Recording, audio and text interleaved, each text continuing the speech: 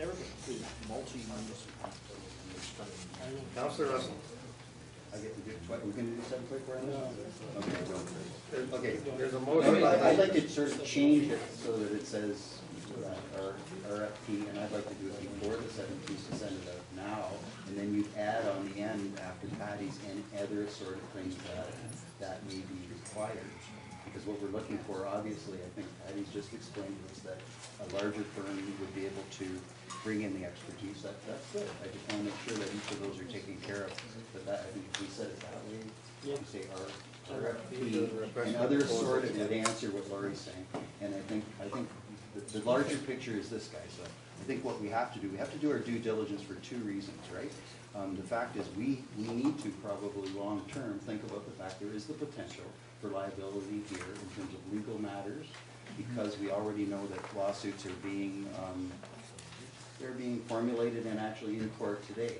This has the potential for municipalities for a charter challenge. Nobody talks about this, but we do have the potential for a charter challenge. The only way we're going to do a charter challenge is like we were saying about sharing expertise in terms of engineering. If we don't do our due diligence, why would we ever go to court about anything about any of these if something did come to that we needed to go to court? Not that we're going to court, but our neighbor next door, what did he say about 3-5 months ago? He said, if we have to take them to court, I'm willing to put my taxpayers' money there for that purpose. We haven't got to that point. But if we don't do our due diligence before somebody says that at this council, then we're a bunch of stupid, we're silly. The motion is to go for to get expressions of interest and request for proposals on the report. On this report. All in favor? Carried. No. 8.7 is dealt with, right? We did 8.7? Yeah, we need a 5-minute break, is that okay? All right. Thanks, Dad.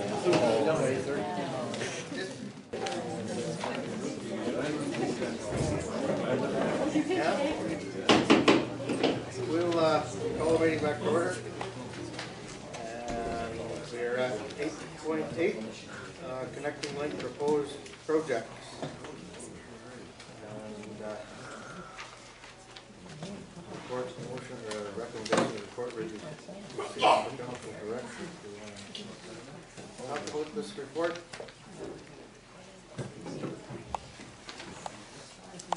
Kind of speaks for itself on a lot of the issues. Councillor Russell? Yeah, it's pretty obvious that it's got to be sanctioned budget for consideration as part of the process. Because, I mean, I'm not saying we got new information, but we got more information about the MTO funding that doesn't exist. Yep. So obviously this last year's been whatever. Information on MTO funding that doesn't exist, and information on funding MTO approval that still does exist for something. Well, yeah. So I guess that's what I'm saying. I think we need a motion to send this to budget because that's where it's going to be considered. If anything, it's not going to be considered here tonight, I don't think. Motions to send it to budget. Councillor Bonstein. I'll second that for discussion. I guess this is almost like an omnibus report. There's so many different projects in it, and I guess, for example, just one of the questions I would have on it, and there's budgetary implications, there's also strategic planning implications. For example, in the sidewalk issue, the one bullet that if the request is approved, the capital cost of the work is usually billed back to the benefiting property owners as a local improvement charge. Well, if we put in a crosswalk off 21, who benefits? Tourists benefit?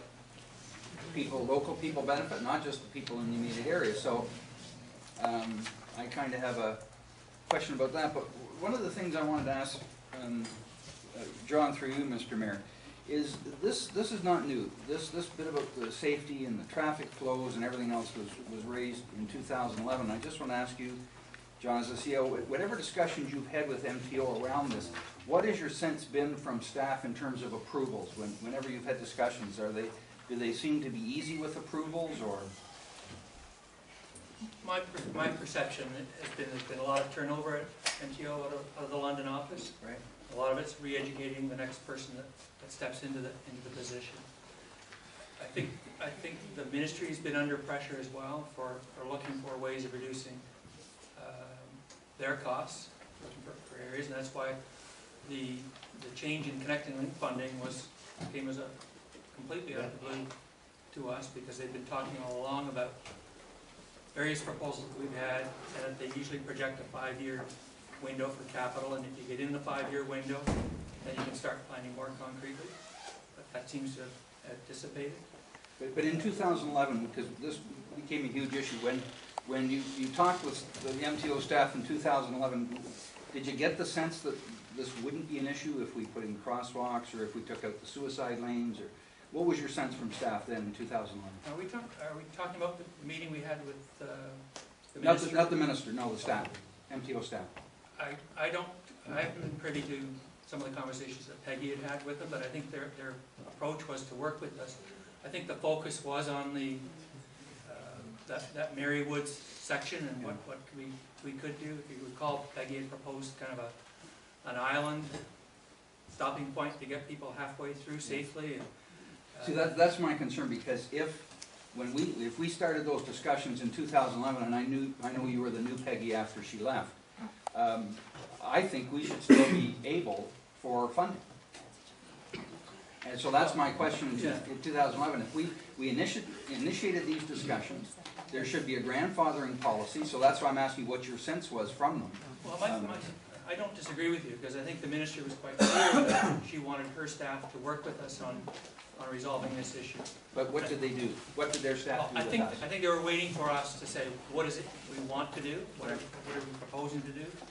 And I think those discussions were just kind of getting underway and just fell onto So us. did you have any discussions with them in 2011? No? I just wondered, because I don't think we should pay.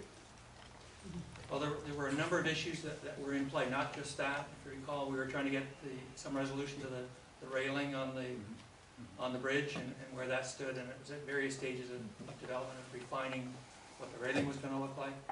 I know Peggy, Patty, we've had discussions about the traffic study on Main Street East and what impact that would have on the main intersection and what the MTO participated in that. So there's been lots of discussions, but little formative action about what concrete can take place. Deputy Mayor Day? Yes, I guess my overriding question when I see this is that if MTO is not going to participate and not going to contribute to any of these costs on a connecting link, then why are we getting any kind of review or approvals from them? It doesn't make sense. They either have to come to the ballgame or we just go on ourselves and make our own decisions. So I don't think they can expect any kind of supervisory power over that if they're not contributing. And the other thing I just wanted to mention was with regards to Main Street and Forest, and I've had some quality interaction with Brent, which I appreciate. And it does appear that the road needs study said that road should be resurfaced. It had it scheduled for the 3rd year out.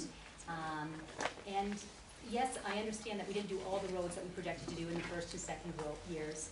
But since that area is such a heavily used road for us, and since it's the first impression that we have coming into our jurisdiction for most people, and I was just driving down that tonight and noticed that on an average of every 10 feet, there was a crack all the way across the road, and other indentations and other problems too, that I really, yes, some things may have to be pushed off, but I don't think that project itself should be one of the projects that's pushed off. I think it really does need to stay on schedule because it's such an important road for us.